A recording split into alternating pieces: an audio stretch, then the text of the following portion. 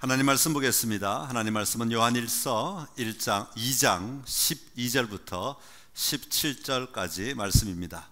요한일서 2장 12절부터 17절까지 말씀입니다. 우리 다 같이 함께 봉독하겠습니다.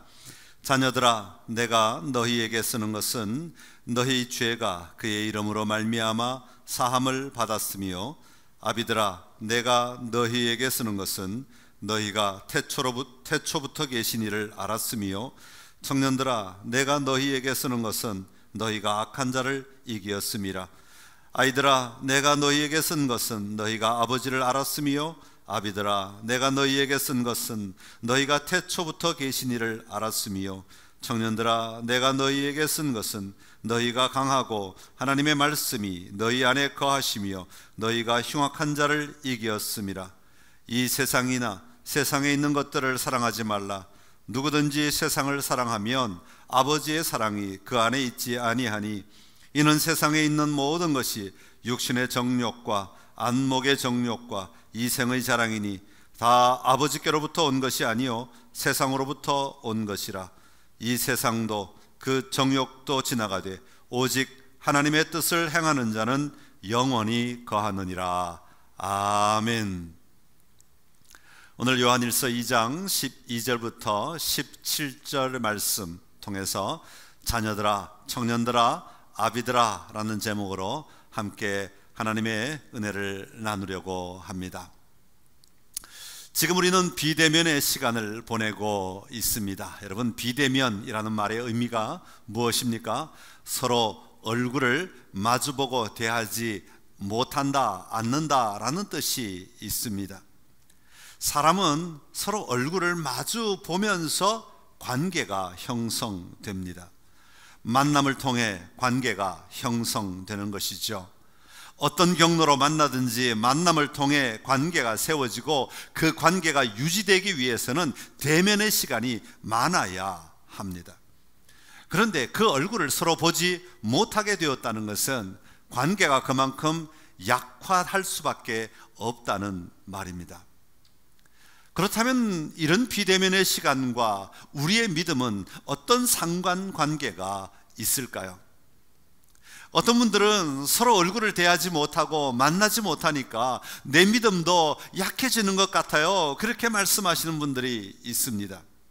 그만큼 우리는 다른 사람과의 관계를 통하여 우리의 믿음 생활을 해왔기 때문이라고 말할 수 있습니다. 사실 믿음은 근원적으로 각자가 예수 그리스도를 만남으로 말미암아 이루어진 것입니다. 우리 각자가 예수 그리스도를 대면할 때 우리의 믿음은 세워지게 됩니다. 그런 의미에서 이 비대면의 시간을 통하여 오히려 삼위일체 하나님과 더 깊이 대면하며 살아가야 하는 것이죠. 그럴 때 이 비대면의 시간을 우리는 넉넉히 이겨낼 수 있게 될 것입니다. 그럼에도 불구하고 예수 그리스도와의 만남을 더욱 강화시켜 줄 수 있는 것은 바로 다른 성도와의 만남입니다. 다양한 방법으로 성도들이 서로 교제하며 신앙을 점검하고 격려할 때 우리의 믿음은 자라나게 됩니다. 그래서 교회 공동체가 중요한 것입니다. 환경이 중요하다고 말할 수 있지요. 이 환경을 통해, 특별히 영적 환경을 통하여 우리가 어떻게 하나님을 만나는가, 우리가 어떤 하나님을 경험하는가가 결정되기 때문입니다. 그러기에 공동체의 삶은 우리 그리스도인에게 매우 중요한 삶의 자리입니다. 이처럼 사람이 환경적으로 어떤 경험을 하며 살았느냐에 따라 신념이 생기고 정서가 형성이 됩니다. 그리고 어떤 가치를 두며 살아가야 하는지가 결정되게 됩니다.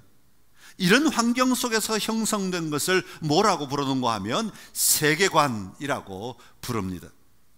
이 세상은 어떻게 살아가는 것이야, 우리를 둘러싸고 있는 삶의 환경은 이런 것들이야 라고 말하는 것입니다. 그리고 그것이 기초가 되어 모든 의사결정을 하고 우리의 행동을 옮겨놓게 되는 것이죠. 오늘 본문은 우리가 사는 세상은 극명하게 다른 두 세계관이 있다고 말하고 있습니다. 하나는 세상에 속한 삶이고 다른 하나는 하나님께 속한 삶이라고 소개합니다. 먼저 세상이 가지고 있는 세계관을 좀 살펴보겠습니다. 사도 요한은 오늘 2장 15절부터 17절까지 세상의 세계관을 소개하고 있습니다. 여기서 말하는 세상이라는 말은 하나님을 알지 못하는 사람들을 가리키는 말입니다. 교회 밖에 있는 땅, 지역, 동네 그런 걸 가리키는 것이 아니라 하나님을 알지 못하는 사람들의 삶을 이야기합니다. 하나님을 떠난 사람들, 하나님을 알지 못하는 사람들이 가지고 살아가는 삶의 기준들입니다. 그것을 요한일서 2장 16절, 오늘 보면 16절 안에 아주 자세하게 이렇게 소개하고 있는데요, 우리 16절 말씀을 같이 읽어보겠습니다. 이는 세상에 있는 모든 것이 육신의 정욕과 안목의 정욕과 이생의 자랑이니 다 아버지께로부터 온 것이 아니요 세상으로부터 온 것이라. 여러분, 사도 요한은 이것을 가리켜서 세상의 세계관이라고 말합니다. 가만히 보면 이것은 하와가 뱀에게 유혹을 받았을 때 가지게 된 마음과 같은 것입니다. 창세기 3장 6절에 보면 이렇게 기록하고 있는데요, 같이 읽어보겠습니다. 여자가 그 나무를 본즉 먹음직도 하고 보암직도 하고 지혜롭게 할 만큼 탐스럽기도 한 나무인지라. 여자가 그 열매를 따먹고 자기와 함께 있는 남편에게도 주매 그도 먹은지라. 여기 보면 세 가지 정욕을 이야기합니다. 여기서 정욕이라는 말은 욕망, 내 안에 막 끓어오르는 욕망, 내가 무엇을 하고 싶은 갈망, 이런 것을 정욕이라고 표현합니다. 하나님 없이 살아가는 사람들은 세 가지 욕망, 세 가지 갈망을 가지고 살아간다는 것입니다. 그 첫 번째가 뭐냐면 바로 육신의 정욕입니다. 여러분, 육신이라는 말은 말 그대로 우리의 육체, 우리의 몸을 가리킵니다. 우리 육체가 원하는 대로 사는 것입니다. 감각적 만족만을 추구하는 사람들인 것이죠. 이런 사람들은 육체가 곧 내 삶의 모든 판단 기준이 됩니다. 내 몸이 하고 싶어 하는 것이면 뭐든지 하려고 합니다. 내가 먹고 싶은 것이 있으면 그저 마음대로 먹습니다. 내가 행동하고 싶은 대로 행동하며 살아가는 것입니다. 본능과 욕구를 채우려고 하는 사람들입니다. 두 번째는 안목의 정욕입니다. 여러분, 안목은 눈을 통해서 추구하게 되는 죄악된 욕망을 말합니다. 여러분, 눈은 여러 감각기관들이 있는 가운데서 쾌락을 탐지하는 가장 첫 번째 통로라고 이야기합니다. 눈으로 볼 때 죄를 향하여 달려가게 하는 첫걸음이 됩니다. 하와는 선악과를 보았을 때 보암직도 하였다고 말하였습니다. 눈에 좋게 들어왔다는 말입니다. 다윗은 밧세바를 봄으로 말미암아 죄를 짓는 발걸음을 옮겨놓게 되었던 것입니다. 다른 사람을 바라볼 때나 나를 드러낼 때나 외형적으로 보이는 것, 내 눈으로 보이는 것, 이것을 가장 큰 가치로 여기며 살아가는 삶을 말합니다. 세 번째는 이생의 자랑입니다. 이생의 자랑은 다른 번역에 보면 세상 살림에 대한 자랑이다, 그렇게 말합니다. 자신이 가지고 있는 세상적 소유에 대한 자랑을 말합니다. 한마디로 자기의 영광을 드러내는 삶을 말하는 것이죠. 위로받고 격려받는 단계를 뛰어넘어 자기의 영광만을 얻기 위해 살아가는 삶을 말합니다. 이런 것을 성경은 허탄한 자랑이라고 말합니다. 공허한 교만이라는 것입니다. 여러분, 이 땅의 가치 기준은 무엇입니까? 누가 더 높은 빌딩을 짓는가? 누가 더 큰 것을 가지는가? 누가 더 많은 것을 누리고 있는가? 다른 사람과 비교해서, 다른 곳과 비교해서, 다른 나라와 비교해서 내가 더 많은가 적은가? 이것이 삶의 기준이, 삶의 판단 기준이 되어버립니다. 여러분, 왜 그것이 기준입니까? 나를 자랑하려는 것들 아닙니까? 이것은 결코 옳은 것이 아닙니다. 여러분, 젊은 사람들이 하는 말 가운데 이생망이라는 말이 왜 나왔겠습니까? 이 세상, 더 이상 나는 이 세상에서 경쟁할 힘이 없다는 말 아닙니까? 우리가 이 땅에서 누군가와 경쟁하기 위해 사는 것입니까? 우리가 경쟁하기 위해 이 땅에 태어났습니까? 남의 것을 다 내 것으로 만드는 것이 내 삶의 유일한 목적입니까? 그래서 경쟁의 끝이 뭡니까? 더 잘 죽는 것입니까? 더 큰 관에 들어가는 것입니까? 더 높은 봉분을 쌓는 것입니까? 오늘 사도 요한은 이런 것은 모두 세상의 세계관이라고 말합니다. 세상이 추구하고 있는 가치인 것이죠. 사도 요한은 15절에서 이런 가치를 사랑하지 말라는 것입니다. 왜냐하면 우리는 그런 가치로 살아가는 자들이 아니기 때문입니다. 우리는 영원한 것을 누리며 바라보는 사람이기 때문입니다.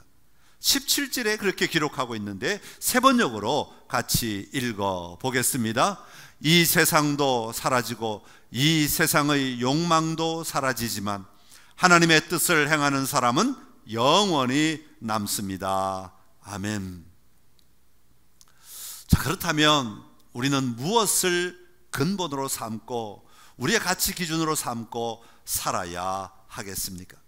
사도 요한은 본문에서뿐만 아니라 오늘 본문에 속한 2장에서 봐도 계속해서 사용하는 단어들이 있는데 자녀들아, 아비들아, 청년들아, 아이들아, 이런 호칭을 계속해서 사용하고 있습니다. 이런 호칭을 쓴 것은 그 호칭이 들어간 바로 뒤에 나오는 말씀은 그 대상자들에게만 주는 말씀이라고 사용하기보다는 일반적인 대상, 모든 사람을 향하여 하시는 말씀이라고 보면 좋겠습니다. 제가 설교할 때 이쪽을 쳐다보다가 하고 이쪽을 쳐다보다가 하고 이쪽을 쳐다보면서도 설교하기도 합니다. 그러면 제가 쳐다보는 쪽에 해당되는 사람에게만 이 말씀을 주시는 겁니까? 그렇지 않습니다. 강조하기 위해서 여러 곳을 보지만 모든 사람에게 동일하게 이 메시지를 전하고 있는 것과 같은 것입니다. 그러기에 오늘 요한도 부르기는 자녀들, 청년들, 아이들, 아비들이라고 부르지만 우리 모두가 반드시 가지고 있어야 할 진리를 말씀하는 것입니다. 그렇다면 하나님의 자녀들이 추구해야 하는 것은 무엇이겠습니까? 하나님을 믿는 사람들이 가져야 하는 가치, 생각, 개념의 바탕은 무엇이겠습니까? 오늘 사도 요한은 세 가지를 이야기하고 있는데요. 그 첫 번째는 죄가 사함을 받았다는 확신입니다. 요한일서 2장 12절에 보면 이렇게 말씀하고 있습니다. 같이 읽겠습니다. 자녀들아, 내가 너희에게 쓰는 것은 너희 죄가 그의 이름으로 말미암아 사함을 받았음이요. 아멘.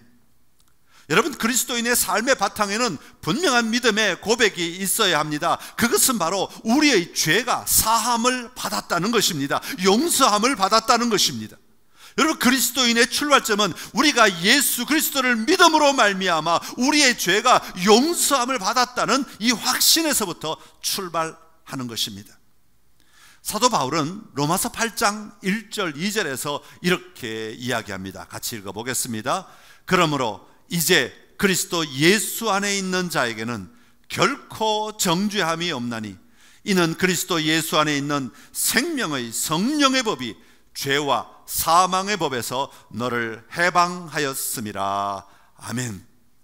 여러분, 우리가 하나님의 자녀가 되었다는 것은 이미 우리의 모든 죄가 용서함을 받았기 때문입니다. 죄의 용서함이 없이는 우리가 하나님의 자녀가 될 수 없기 때문입니다. 예수 그리스도께서 십자가 위에서 친히 우리의 화목 제물이 되어 주심으로 말미암아 우리의 모든 죄를 대속하여 주셨습니다. 그것을 아주 잘 표현한 대목이 이사야 53장 5절에서 6절 말씀입니다. 같이 읽어볼까요? 그가 찔림은 우리의 허물 때문이요 그가 상함은 우리의 죄악 때문이라.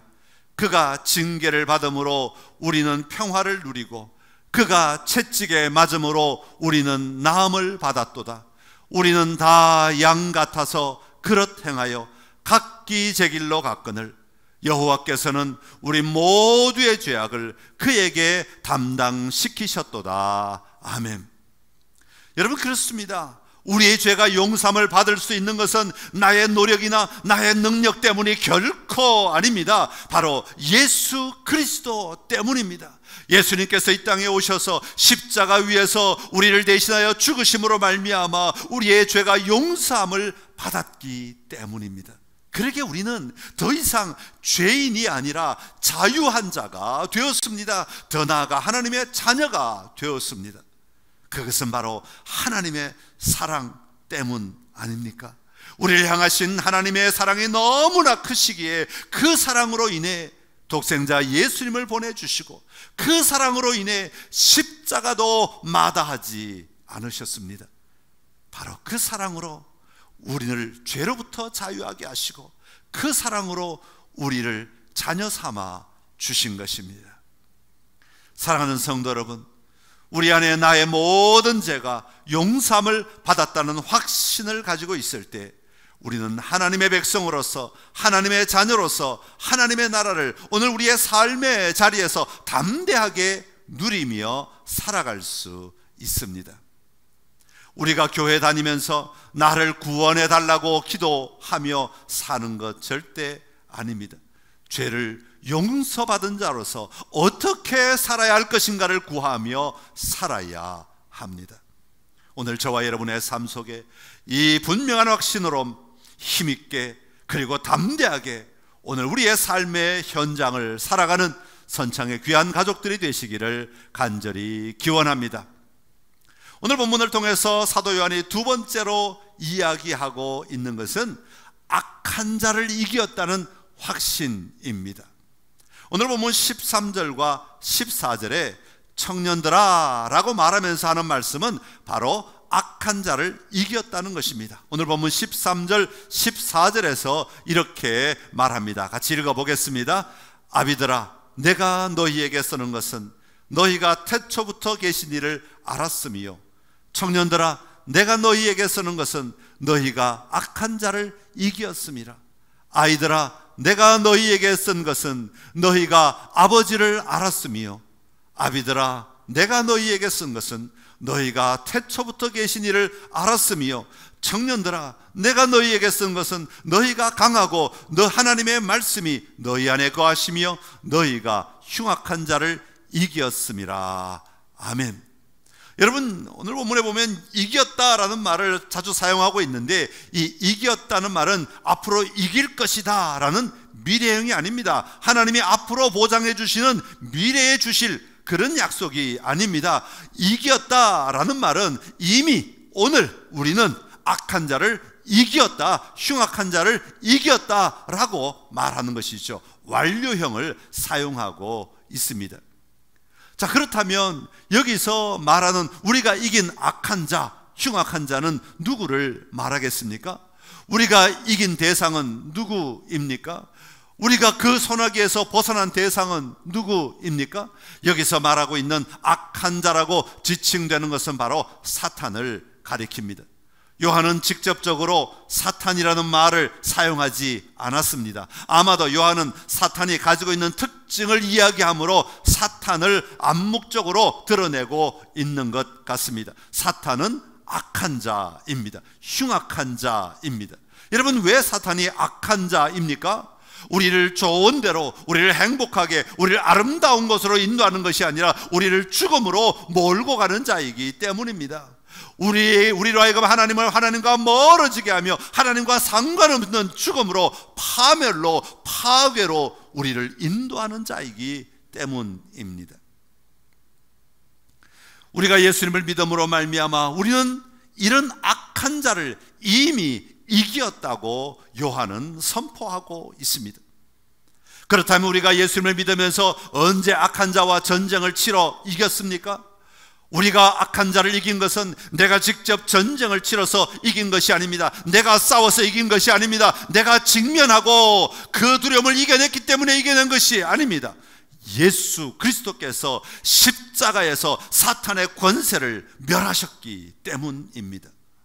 사랑하는 성도 여러분, 우리는 예수 그리스도로 말미암아 이미 사탄을 이겼기 때문에 담대하게 살아가는 자가 되어야 합니다. 이 말은 나에게 많은 유혹이 여전히 몰려오고 내 삶에 여전히 어려움들이 오고 내 삶에 어떤 때는 고통이 오기도 하지만 우리 더 중요한 개념은 우리는 이미 승리한 자들이라고 하는 겁니다. 그러기에 거기에 미혹되지 아니하고 넘어가지 말아야 한다는 말입니다. 쓰러지지 말아야 합니다. 그것 때문에 혼란스러워하지 말아야 합니다. 왜냐하면 우리는 분명히 이긴 자이기 때문입니다. 우리는 이긴 자로서 사탄의 영향력에 끌려가지 말고 우리에게 승리를 주신 예수 그리스도의 은혜의 자리로 나아가야 하는 것입니다. 이 확신이 없으면 우리는 마치 내가 절대로 이길 수 없는 자처럼 언제나 끌려다닐 수밖에 없는 것입니다. 우리는 세상을 이긴 자입니다. 오늘 여러분 다 세상을 이긴 자들입니다. 그러기에 담대하게 오늘을 예수 그리스도의 자녀로 승리하는 삶을 살아내는 선창이 되시기를 간절히 기원합니다.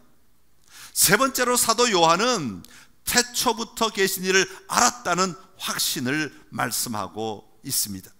13절에서 아비들아 내가 너희에게 쓰는 것은 너희가 태초부터 계신 이를 알았음이요 라고 말합니다. 그리고 14절에 와서는 아이들아 내가 너희에게 쓴 것은 너희가 아버지를 알았음이요 아비들아 내가 너희에게 쓴 것은 너희가 태초부터 계신 이를 알았음이요 라고 말씀하고 있습니다. 먼저 이 두 구절에서 공통적으로 나오고 있는 것은 너희가 태초부터 계신 이를 알았음이요 라는 것입니다. 여기서 태초부터 계신 이는 누구십니까? 바로 예수 그리스도이십니다. 요한복음 1장 1절의 말씀 같이 읽어볼까요? 태초에 말씀이 계시니라 이 말씀이 하나님과 함께 계셨으니 이 말씀은 곧 하나님이시니라. 아멘. 말씀이신 예수 그리스도께서 태초부터 계셨다고 말씀하고 있습니다. 또한 14절에 보면 아버지를 알았다고 말씀하고 있습니다. 그러니까 우리는 삼위일체 하나님을 분명히 알아야 합니다. 여러분 여기서 사용하는 안다라고 하는 말은 어떤 의미를 가지고 있습니까? 단지 이름을 아는 정도를 이야기하지 않습니다. 그저 생각 속에 지식 속에 정보가 있는 것을 이야기하지 않습니다. 이것은 친밀함을 이야기합니다. 단지 알 뿐 아니라 그 하나님 속에 그 예수 그리스도께 내가 친밀하게 들어가서 그 하나님이 어떤 분인지를 분명히 알고 누리는 삶, 깊은 관계 속에 예수 그리스도와 깊은 관계 속에 성령 하나님과 깊은 관계 속에 들어가 누리는 것을 안다라고 이야기합니다. 오늘 우리의 삶의 자리에 내가 삼위일체 하나님과 분명히 알고 있다는 이 확신, 내가 그 하나님을 마음껏 누리고 있다는 그 확신, 그 하나님이 내 삶 가운데 임재하셔서 나에게 말씀하시고 나를 강권하시고 나에게 힘을 다하여 주시고 나를 가게 하시고 보게 하시고 알게 하시는 하나님을 내가 날마다 경험하고 있다는 이 확신을 우리가 가지고 살아야 하는 것입니다. 사랑하는 성도 여러분, 여러분에게 예수 그리스도는 어떤 분이십니까? 여러분에게 하나님 아버지는 어떤 분이십니까? 하나님을 향하여 여러분은 어떤 고백을 가지고 있습니까? 우리의 신앙이 흔들리지 않을 수 있는 기반은 하나님 아버지께서 어떤 분이신지를 분명히 고백하고 선포할 때 우리가 가질 수 있는 것입니다. 하나님은 선하십니다. 하나님은 자비로우신 분이십니다. 하나님은 능력이 있으십니다. 하나님은 권능으로 다스리십니다. 그 하나님을 우리가 분명히 알고 누리며 살아갈 때 그 하나님의 능력이 내 안에 역사하게 되는 것이죠. 말씀이신 예수님이 나를 위해 어떤 일을 하셨는지를 분명히 알고 보고 누릴 때 우리는 그 예수님을 통하여서 승리의 삶을 살아갈 수 있게 되는 것입니다. 오늘 우리는 하나님 나라 백성으로서 세상의 세계관을 가지고 살아가는 자가 아니라 하나님 나라의 세계관을 가지고 살아가야 합니다. 오늘 우리가 죄의 사함을 받았다, 악한 자를 이겼다, 아버지를 알았다, 이 확신이 우리 삶의 모든 결정이나 행동의 기반이 되어야 합니다. 받았다, 이겼다, 알았다. 오늘 이 세 가지가 오늘 저와 여러분의 분명한 믿음의 고백, 믿음의 선포가 되기를 간절히 기원합니다. 받았다, 이겼다, 알았다. 받았다, 이겼다, 알았다. 오늘 우리의 모든 삶의 자리에 이 분명한 믿음의 선포가 있음으로 말미암아 담대하게 이 어려운 세상을 넉넉히 하나님의 나라의 사람들로서 누리며 승리하는 삶이 되시기를 간절히 기원합니다. 기도하겠습니다. 참 좋으신 우리 하나님 아버지, 은혜를 감사합니다.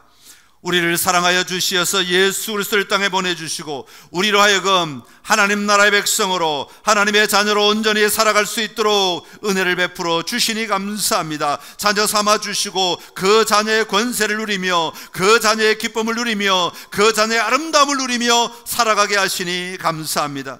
간절히 바라기는 오늘 우리가 이 땅을 살아갈 때 세상의 세계관으로 살아가지 않게 하여 주옵소서. 세상의 가치가 우리를 이끄는 힘이 되지 않게 하여 주옵시고 하나님 나라의 가치가 우리를 이끄는 원동력 되게 하여 주옵소서. 하나님 나라의 세계관으로 이 땅을 살아가는 자들 되게 하여 주옵소서. 그러기 위해서 우리 안에 분명한 확신이 있어야 할 줄로 믿습니다. 죄 사함을 받았다, 세상을 이겼다, 그리고 내가 하나님을 알았다, 이 분명한 믿음의 고백들이, 믿음의 확신들이 우리 안에 있음으로 말미암아 오늘 우리에게 주어진 삶의 자리가 어떠하든지 담대하게 믿음의 눈으로 바라보고 믿음의 힘으로 감당해내며 이겨내는 승리자들 되게 하여 주시옵소서. 사랑하는 선창의 가정 속에 하나님의 도우심이 함께하기를 원합니다. 이 확신 가운데, 이 담대함 가운데 세상 속에서 아름다운 향기를 바라는 선창의 모든 가족들이 되게 하여 주옵소서.